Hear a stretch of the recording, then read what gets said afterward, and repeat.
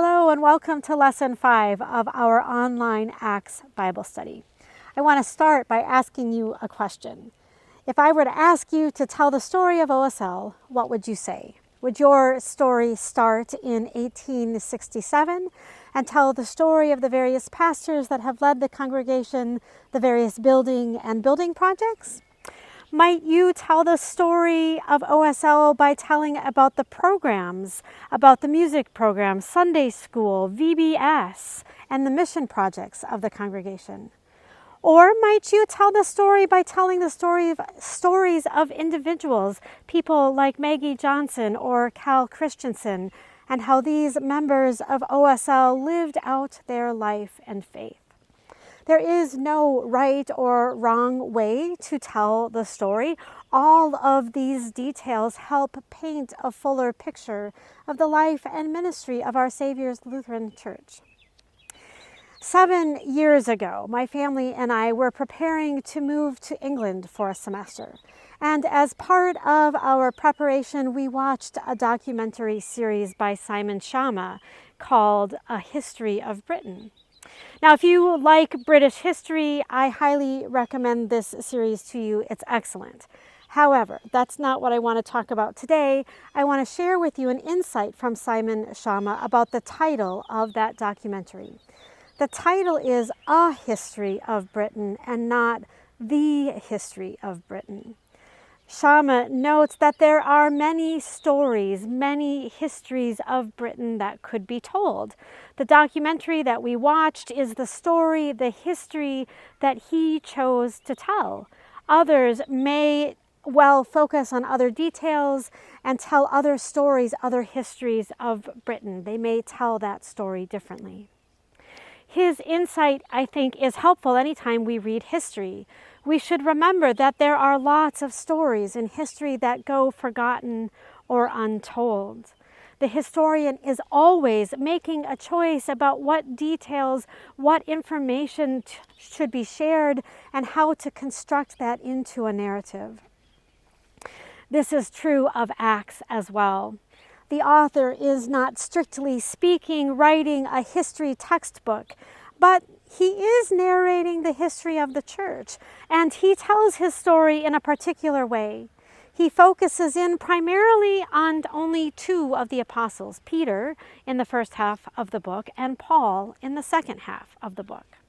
Their stories are important, but they aren't the only important stories of the early church. If we focus too much on Peter and Paul's story, we might assume that the only work of the church that really matters is the work of a few key leaders. But that is absolutely not true. In his treatise To the Christian Nobility of the German Nation, Luther argues that all people, by virtue of their baptism, have a key role to play in the church. Writes Luther, "This is because we all have one baptism, one gospel, one faith, and all are Christian alike. For baptism, gospel, and faith alone make us spiritual and a Christian people." And a little later in the treatise, he writes, "Further, everyone must benefit and serve every other by means of his own work or office, so that in this way, many kinds of work may be done for the bodily and spiritual welfare of the community, just as all the members of the body serve one another." The author of Acts knows this too. While he focuses primarily on Peter and Paul, he does also tell the story of those other saints whose life and faith and ministry ensured that the church kept going, ensured that the work of Jesus begun continued through their hands. Passing on the faith, doing ministry has never been just the work of a small number of people. The work has always belonged to the whole people of God. Paul, who is the focus in so much of Acts, also insists that this is true. Writing to the church in Corinth, he says, "Now there are a variety of gifts, but the same Spirit. And there are varieties of services, but the same Lord. and there are varieties of activities, but it is the same God who activates all of them in everyone. To each is given the manifestation of the Spirit for the common good. To one is given through the Spirit the utterance of wisdom, and to another the utterance of knowledge according to the same Spirit. To another faith by the same Spirit. To another gifts of healing by the one Spirit. To another the working of miracles, to another prophecy, to another the discernment of spirits, to another various kinds of tongues, to another the interpretation of tongues. All these are activated by one and the same Spirit, who allots to each one individually, just as the Spirit chooses.